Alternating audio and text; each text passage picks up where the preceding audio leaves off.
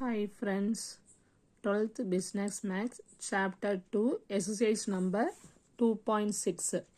First sum integral of 2x plus 5 divided by x square plus 5x minus 7 into dx கொடுத்திருக்காங்க. இது நமக்கு பார்க்கும்போது இப்படி இருந்துச்சுன்னா நம்ம கீழே உள்ள டேர்மை டிஃபரன்ஷியேட் பண்ணி பார்க்கணும். கீழே உள்ள டேர்மை டிஃபரன்ஷியேட் பண்ணும்போது மேலே உள்ள வேல்யூ வந்துச்சுன்னா அது log ஆஃப்னு எழுதலாம். அதுதான் ஃபார்முலா. அப்போ கீழே உள்ளதை நான் டிஃப்ரென்ஷியேட் பண்ணி பார்க்குறேன் ஜென்ரலாக. அப்போ எக்ஸ் ஸ்கொயர் பண்ணால் என்ன வரும்? 2x மேலே இருக்கா. அடுத்தது ப்ளஸ் 5x டிஃப்ரென்ஷியேட் பண்ணால் என்ன வரும்? 5 வரும். ப்ளஸ் 5 இந்த இருக்குது. 7 பண்ணால் என்ன ஆயிரும்? 0 ஆயிரும். அப்போ கீழே உள்ளதை டிஃப்ரென்ஷியேட் பண்ணால் மேலே உள்ள வேல்யூ வருது. அதை நம்ம ஃபார்முலா படி ரைட் பண்ணும்போது என்ன எடுத்துக்கிறோம்னா கீழே உள்ளதை எஃப் ஆஃப் எக்ஸ். அப்போ எஃப் ஆஃப் எக்ஸ்ன்னு எதை எடுத்துக்கிறோம்? X square plus 5x minus 7. அப்போ இதை டிஃப்ரென்ஷியேட் பண்ணுறேன். அதான் F dash of X. F dash of எக்ஸ்னா இதை நம்ம டிஃப்ரென்ஷியேட் பண்ணுறோன்னு எடுத்தோம். எக்ஸ் ஸ்கொயரை பண்ணால் என்ன வரும்? 2x ப்ளஸ் 5x டிஃப்ரென்ஷியேட் பண்ணால் 5 கான்ஸ்டன்ட் டேர்ம் 5 அப்படியே இருக்கும். எக்ஸை பண்ணும்போது 1 ஆயிரும். அப்போ 7 டிஃப்ரென்ஷியேட் பண்ணால் என்ன ஆயிரும்? 0 ஆயிரும். அப்போ 2x ப்ளஸ் 5 வந்துருச்சு.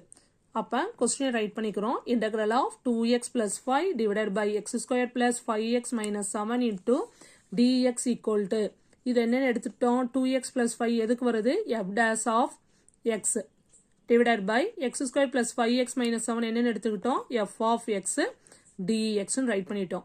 இதுக்கு ஃபார்முலா என்ன? integral of f dash of x divided by f of x dx க்கு formula log of mod f of x னு வரும். கீழே உள்ளதை டிஃபரன்ஷியேட் பண்ணால் மேலே உள்ள வேல்யூ வந்துச்சுன்னா கீழே உள்ள நம்பரை log of னு எழுதலாம். அதான் இப்படி நினைவு வச்சுக்கலாம். அப்போ log of mod f of x plus k.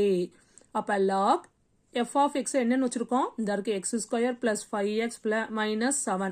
அப்போ modulus of f of x க்கு என்னன்னு வச்சிருக்கோமோ அந்த வேல்யூவை இங்கே ரைட் பண்ணிட்டோம். x square plus 5x minus 7 plus k.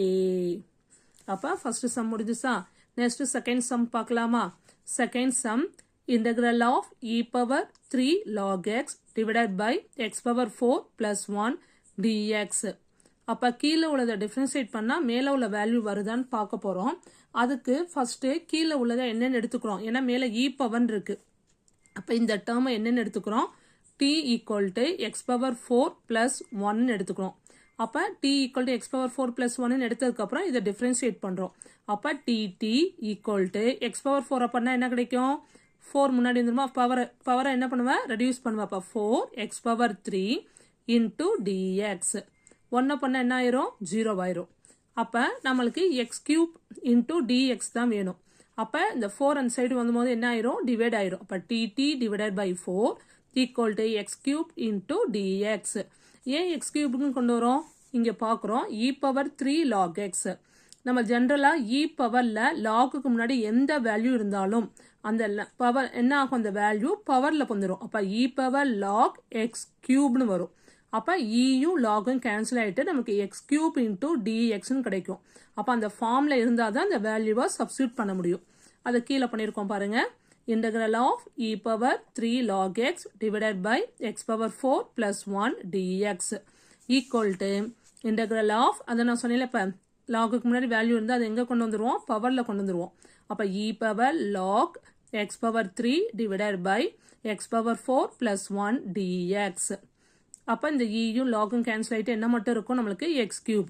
அதான் integral of x cube divided by X power 4 plus 1 dx. இப்போ நம்ம சப்ஸ்டியூட் பண்ணலாமா? இங்கே எடுத்ததா? இப்போ எக்ஸ் கியூப் இன்டூ டிஎக்ஸ் என்னன்னு வச்சிருக்கோம்? Dt by 4.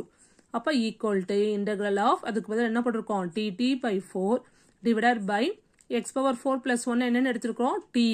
அப்போ டி அப்படின்னு ரைட் பண்ணியாச்சு. இப்போ ஈக்குவல் டு 1 பை இப்போ டி பை 4னா அந்த 1 பை 4 வெளியில் எடுத்துக்கலாமா? அப்போ 1/4 integral of dt divided by டின்னு இருக்கும். இப்போ ஃபார்முலா அப்ளை பண்ணலாமா? அப்போ 1/4 அப்படியே இருக்கும். இது என்ன அர்த்தம்? 1 பை டி இன்டூ டிடின்னு அர்த்தம். இப்போ 1 பை டினா அதுக்கு ஃபார்முலா என்னது? Log T. அதான் log T plus K. Integral formula apply பண்ணோடனே நம்ம என்ன சேர்த்துருவோம்? ஒரு கான்ஸ்டன்ட் டேர்ம் பிளஸ் கே. இப்போ 1/4 டிக்கு என்னன்னு வச்சிருக்கோம் வேல்யூ?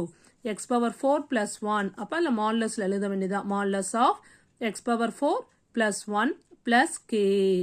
இங்கே லாக் டி எழுதும் போது கூட மாடுலஸ் போட்டுக்கலாம். ஓகேவா? Okay friends. Bye.